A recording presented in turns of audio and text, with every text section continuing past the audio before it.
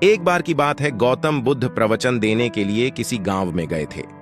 उस गांव में लगभग सभी लोग गौतम बुद्ध को बहुत मानते थे और उनके बताए सतमार्ग के अनुसार जीवन जीते थे। उसी गांव में एक गरीब औरत थी जो बुद्ध को बहुत मानती थी, लेकिन उस औरत का पति बुद्ध को पसंद नहीं करता था। वो हमेशा गौतम बुद्ध की बुराई करता। उसका मानना था कि बुद्ध ढोंगी है और माया करके लोगों को बस में कर लेता है। एक दिन उस औरत ने गौतम बुद्ध से बहुत प्रार्थना करी और उन्हें दिन का भोजन करने के लिए अपने घर बुला लिया। गौतम बुद्ध ये बात नहीं जानते थे कि उस औरत का पति उन्हें ढोंगी समझता है और बुरा भला कहता है। बुद्ध दिन के समय अपने कुछ शिष्यों के साथ भोजन करने उस स्त्री के घर पहुंच गए। दिन का समय था, उसका पति घर पर नहीं था। उस औरत ने बुद्ध का स्वागत किया और सबके लिए खाना लगाया। जैसे ही उन लोगों ने खाना शुरू किया तो अचानक उस महिला का पति भी घर आ गया।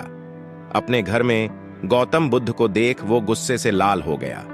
गुस्से में आकर उसने बुद्ध और उनके शिष्यों को बहुत बुरा भला बोला और उनके पास रखा भोजन भी फेंक दिया। गौतम बुद्ध ये सब देखकर सिर्फ मुस्कुरा रहे थे। जब उन्हें लगा कि उस व्यक्ति का गुस्सा कम हो गया है तो उन्होंने उसकी पत्नी को भोजन पर आमंत्रित करने के लिए धन्यवाद किया और मुस्कुराते हुए अपने शिष्यों के साथ वहां से चले गए।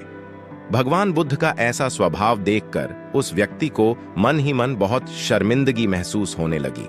वो खुद से घृणा करने लगे। सारी रात वो यही सोचता रहा कि इतना अपमानित होने के बाद कोई इंसान इतना शांत कैसे रह सकता है।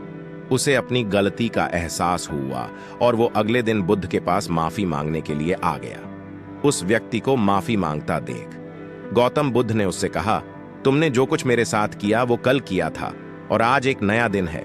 मैं बीते हुए को कल को याद नहीं रखता और जब मुझे याद ही नहीं है कि कल क्या हुआ तो तुम्हें उसके लिए माफी मांगने की भी कोई जरूरत नहीं है।